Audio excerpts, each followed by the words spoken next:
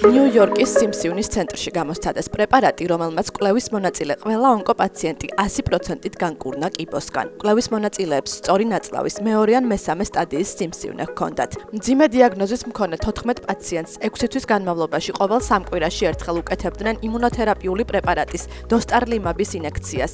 ექიმები ფიქრობდნენ, რომ კურსის დასრულების შემდეგ ამ პაციენტებს მკურნალობის სტანდარტული მძიმე გზა უნდა გაევლოთ, თუმცა 6 თვიანი კურსის შემდეგ კიბო ყველა პაციენტის ორგანიზმში გაქრა. პირველი რაც გავაკეთე, დედას დაურეკე, ორივე ვიტირეთ. ამან ჩემი ცხოვრება შეცვალა. აქ მე თვითონ სასწაულივ ვდგავარ. ქირურგიული ჩარევის გარეშე კიბო აღარ მაქვს. ტოქსიკური ქიმიოთერაპიისგან განსხვავებით, რომელიც პირდაპირ თავს ესხმის უჯრედებს, ეს პრეპარატი იმუნურ სისტემას საშუალებას აძლევს ამოიცნოს და გაანადგუროს კიბოს უჯრედები.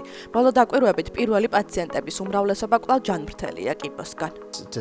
კვლევაში მონაწილე პაციენტების 100%-ის შემთხვევაში აღარ ჩანს კიბოს კვალი. ჩვეულებრივ ასეთი დიაგნოზის დროს აუცილებელია ქიმიოთერაპია, რადიაცია და ქირურგია, რასაც ხშირად თანსდევს სერიოზული შეზღუდული შესაძლებლობები. თუმცა ამ იმუნოთერაპიის შემთხვევაში არც ერთი მათგანი არ გახდა საჭირო. რა თქმა უნდა, ეს ძალიან შთამბეჭდავია. კვლევრები ახლა სწავლობენ, შეიძლება თუ არა ამ მიდგომის გამოყენება სხვა სიმსივნეების დროს, როგორიცაა კუჭისა და პანკრეასის კიბო. კოსმოსური ტელესკოპი ჰაბლის მეშვეობით NASA-მ აღმოაჩინა გალაქტიკა, რომელიც იმდენად მკრთალია, რომ მისი დანახვა ჩვეულებრივი მეთოდებით თითქმის შეუძლებელია. ამ ობიექტს CDG-2 უწოდეს. კვლევრების ვარაუდით მისი მასის 99.9% ბნელ მატერიაზე მოდის, რაც მას სამყაროში ერთ-ერთ ყველაზე უცნაურ და მძიმე გალაქტიკად აქცევს. ბნელი მატერია სამყაროს ყველაზე დიდი გამოცანაა. ის არ გამოსცემს სინათლეს, არ ირეკლავს მას და არც შთანთქავს. ჩვენ მას ვერ ვხედავთ, თუმცა ვიცით, რომ ის არსებობს, რადგან მისი გრავიტაცია სხვა ვარსკვლავებსა და პლანეტებზე მოქმედებს. მეცნიერები CDG-2-ს წარუმატებელ გალაქტიკას უწოდებენ. სავარაუდოდ მილიარდობით წლის წინ, როდესაც ეს გალაქტიკა იბადებოდა, მეზობელმა დიდმა გალაქტიკებმა მას მთელი წყალბადის გაზი მოჰპარეს. გაზის გარეშე კი გალაქტიკამ ვარსკვლავების წარმოქმნა ვეღარ შეძლო. შედეგად დარჩა მხოლოდ ბნელი მატერიის უზარმაზარი ღრუბელი და რამდენიმე შემორჩენილი ძველი ვარსკვლავთგროვა. სინგაპურის სანაპიროებთან ჩაძირული გემის ნანგრევებში 650 წლის წინანდელი იუანის დინასტიის იშვიათი ლურჯ-თეთრი ფაიფური აღმოაჩინეს.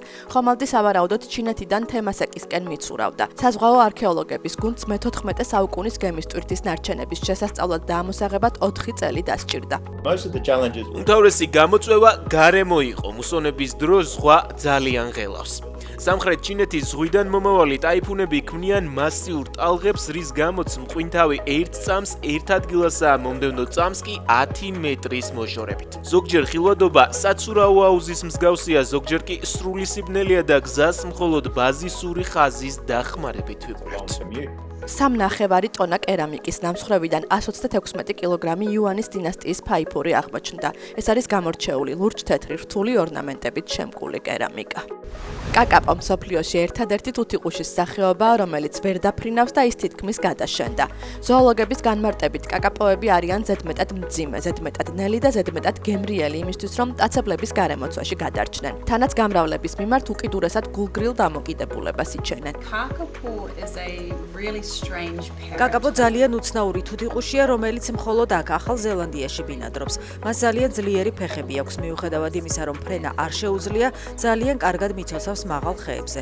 ჩვენ ჯერ კიდევ გვყავს კაკაპო და კივი და მათი შენარჩუნება ახალი ზელანდიის პასუხისმგებლობაა. ახალი ზელანდიის ამ შეუმჩნეველი ბინადარი ფრინველის ბედი უკვე გადარჩენისკენ იხრება.